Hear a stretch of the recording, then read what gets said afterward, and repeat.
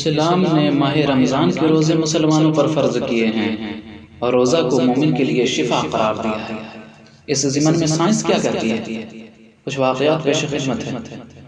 Science کہتی ہے کہ روزہ جسم کو ڈسپلن کے تحت لانے کی ایک مشق ہے، جس طرح نماز روح کی مشق ہے۔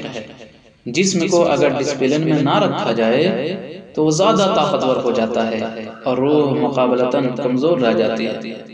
ایک بزرگ فرماتے ہیں دوستو کہ نفس کو روزہ کے چابک میں رکھ۔ ایک انگریز جو ابھی مسلمان ہوئے تھے، نیو مسلم تھے، انہوں نے ایک انٹرویو میں بتایا کہ پہلے تو میں چرچ اتوار کے اتوار ہی جاتا تھا، لیکن اسلام قبول کرنے کے بعد جب میں نے اسلام کا مطالعہ کرنا شروع کیا تو مجھے پتہ چلا کہ انسان دو چیزوں کا مجموعہ ہے، ایک تو اس کا بدن ہے اور دوسری چیز اس کی روح۔ انسانی بدن کی اپنی غذا ہے اور روح کی اپنی غذائی ضروریات ہیں۔ بدن چونکہ مٹی سے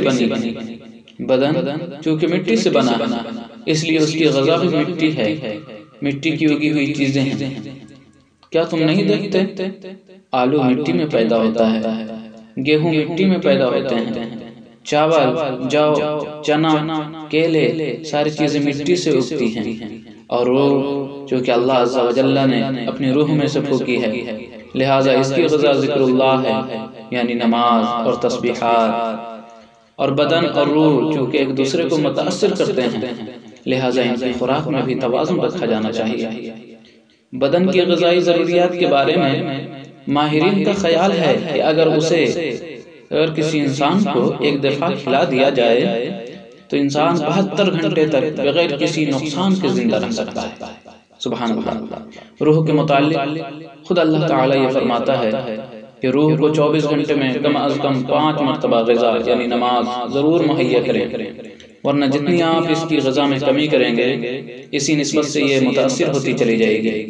ہاں، اگر اس فرض تعداد سے زیادہ غذا یعنی تہجد، اشراق، نوافل وغیرہ سے دیں گے تو یہ اور زیادہ پھولے گی، اور مضبوط روح اپنے جسم کو بھی اپنے مالک کی طرف لے کر اڑے گی۔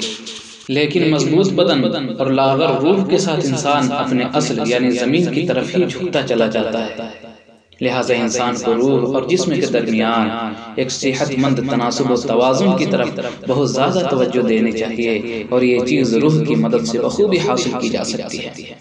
ایک پروفیسر ہیں، مورپالڈ نام ہے، آکسفورڈ یونیورسٹی کی پہچان ہے انہوں نے اپنا واقعہ بیان کیا کہ میں نے اسلامی علوم کا مطالعہ کیا، اور جب میں روزے کے باب پر پہنچا، روزے کے بارے میں پڑھنے لگا تو میں چونک پڑا کہ اسلام نے اپنے ماننے والوں کو اتنا عظیم فارمولہ دیا ہے۔